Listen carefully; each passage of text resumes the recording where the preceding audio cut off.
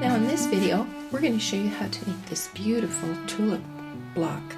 It's $1 in our Block of the Week tab on our website, and it is just beautiful in a full quilt. And we're just going to show you the block. Very simple dimensional foundation piecing. I think you'll enjoy this. Begin again by making all of your dimensional pieces by Xeroxing your pattern, placing it on top of 2 pieces of fabric that are right sides together, thin polyester bonded batting, and pin your piece to the top and machine sew on the outside solid line. And I always set the stitch length just a little bit smaller, and I back stitch where there's an opening.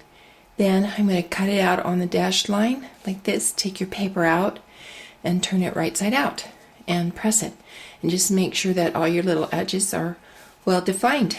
And then we'll show you how to put this little block together. Now for the center of our flower, we've cut a 6-inch square, and we're going to fold it in half diagonally and fold it again across this way, so we have a point. Now we've placed background fabric right side away on the unprinted side of the paper pattern. It's a Xerox.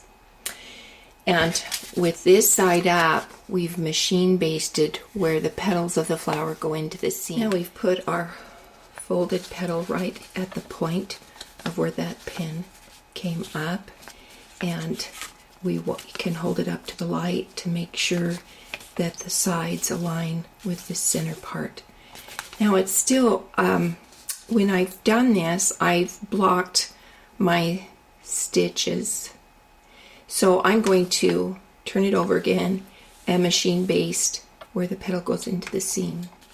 Now I'll take my dimensional petals and I'll place them 1/4 inch inside that basting. And I always like to start with the same side down first, so that when they're all put together you get a uniform look. Okay, and then I'll pin that to secure it, and then I'm going to foundation piece areas 2 and 3. So I'm going to take a wax fabric that's larger than those areas, place them right side down along the edge of the petal, which is also past that basting, which will be the seam. The bulk of the fabric's opposite where I'm trying to cover. Then I'll turn it over and sew that whole line. Now there'll be quite a bit of bulk in that seam because of this folded center. So trim all that out, and then this will fold back and cover that area too. Fold back, they look like this. They're all trimmed. Then with this side up, I'm going to machine baste where the petals go into the seam, and that will transfer the location to this side. Then I'm going to place my little leaves 1/4 inch below that basting, pin them to secure them. Then I'm going to take a piece of fabric large enough for this bottom corner and place it right side down. Maybe I need a bigger piece. You want to make sure that it's going to cover that corner. I think this will still work. Okay, so it's aligned with the leaves, which are also past that basting. Bulk of the fabric's opposite where I'm trying to cover. Then I turn it over and sew that whole line.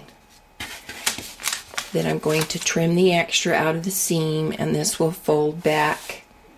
And then you cut the whole thing out, adding 1/4 inch, or on that dash line is your 1/4 inch seam allowance, and take your paper out. These will, the little leaves will fold down, and we'll show you what it looks like when they're all put together. It's so beautiful. Now our 4 sections are put together, and it just comes out beautiful with an inside square and another diagonal square where the leaves are placed, and it just is fun in a full quilt. And I hope you enjoy this video.